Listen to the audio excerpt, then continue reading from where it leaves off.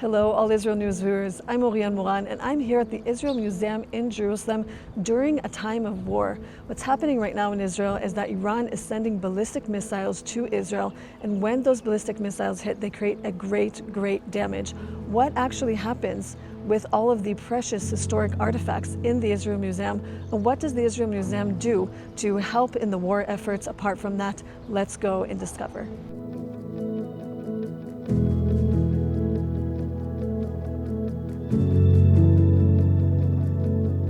זה לא פשוט להחליט איזה יצירות יורדות למחסנים בתקופת חירום ואיזה יישארו, אבל בסופו של דבר הקריטריונים הם גם החשיבות, קודם כל החשיבות האומנותית, החשיבות ההיסטורית, יש גם עניין כספי, יש יצירות ששוות הרבה מאוד כסף, זה לפעמים כרוך אחד בשני, כמו נמרוד, שכאן הריק שלו עומד כאן, נמרוד פסל שהוא גם רגיש מבחינת החומר שהוא עשוי ממנו, וגם מאוד מאוד חשוב מבחינה היסטורית, גם כסמל, הוא עשוי מאבן חול, שהוא כל רעידה קטנה הוא יכול, אז בטח שבתקופה כזאת הוא יורד, והוא שמור היטב, במחסן מאוד מאוד מוגן. היום הראשון למלחמה, אנחנו בודקים, באמת יש לנו פרוטוקול של איזה יצירות ראשונות להוריד. עכשיו אנחנו נמצאים במחשבה, האם נכון להוריד עוד יצירות, כי יש לנו, כמו שאמרתי, יש לנו כמעט 500,000 מוצגים, אי אפשר לקחת את הכל מיד ולהוריד. אז אנחנו עכשיו בשלב של לבחון מה עוד אפשר, ויש כמובן את השלב של יום הדין, שבו אנחנו מורידים הכל.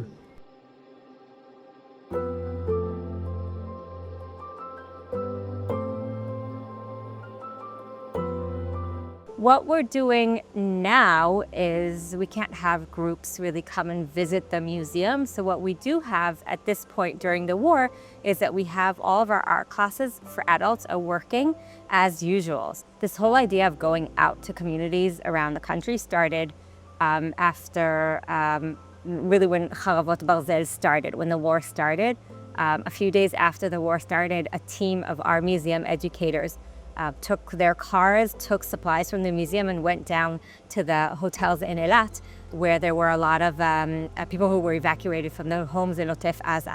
So we started there with like pop-up activities and art classes for kids and for adults, because we really believe that art has the power to heal. But we also work with soldiers with PTSD.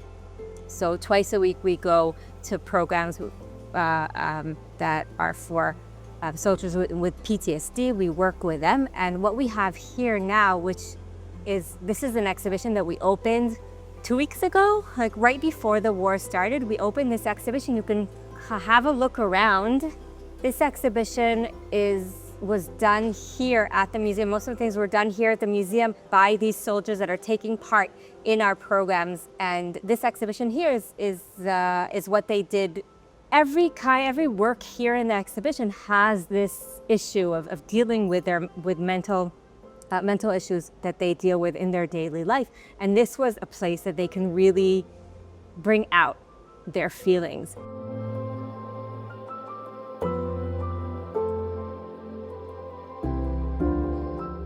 We have actually a list of objects from each of the galleries, which would decide that if something happens, we should try to bring them down. Now, what's the problem?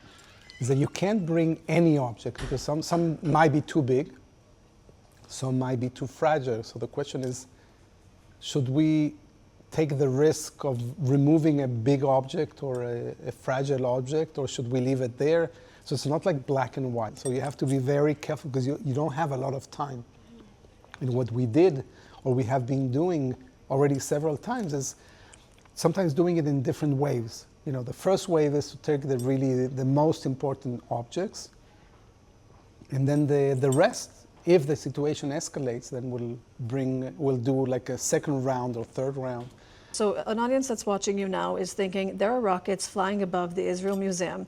Some of the shrapnel has become close enough. What would be the limit to you saying, actually, that was close enough? Let's take everything down. Well, it's I don't know. I mean, it's difficult to decide. You know, what's the limit? Okay, so this is like one risk. You see, this guy is going up and he's bringing the objects. Can you hear? It's rattling.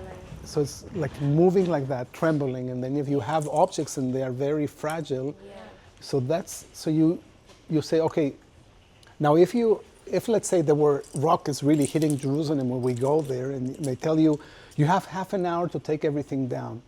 So people are going to be in a total stress. Yeah. What can happen from that? But maybe they will break an object, and not because of the rocket, but because of the person.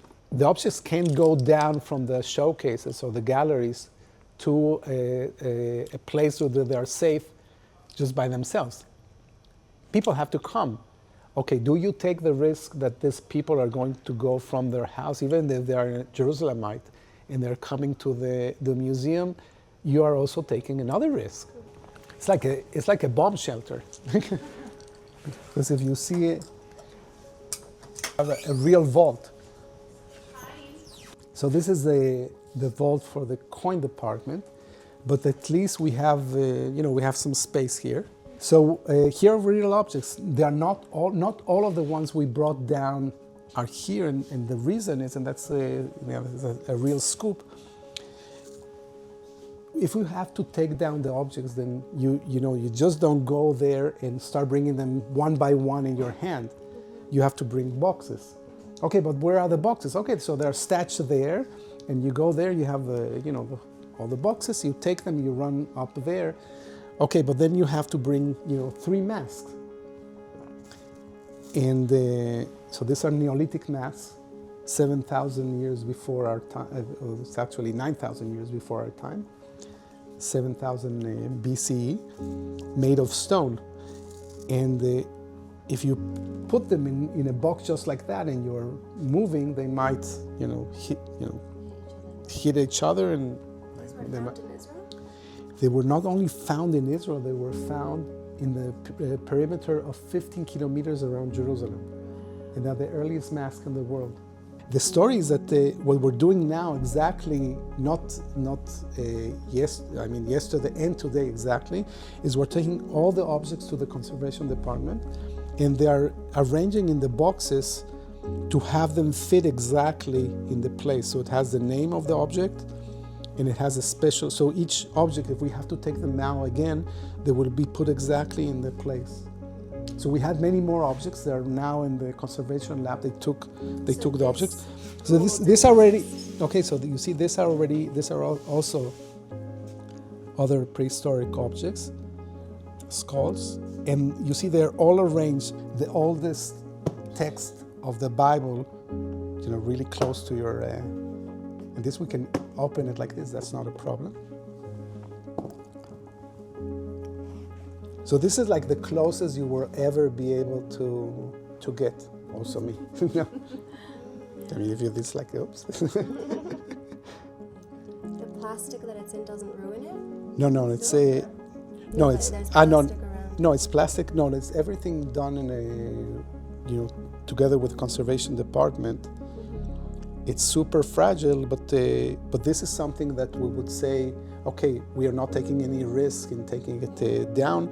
But again, now, the next time that there's any problem, instead of having to just put it in a box, everything has been arranged. Unfortunately, the situation shows us that we have to do it. I just came out of the Israel Museum, and I'm telling you guys, it is so spectacular to see the great length and effort that they go to make sure that our history is preserved, the history of the nations that have been here in Israel, that it's all preserved for generations to come.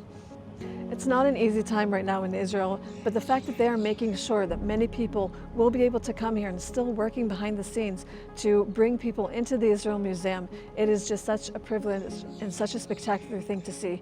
Thank you guys so much for watching. If you want more Israel-related content, go to allisraelnews.com, hit the notification bell, hit subscribe, and we will see you guys in the next one.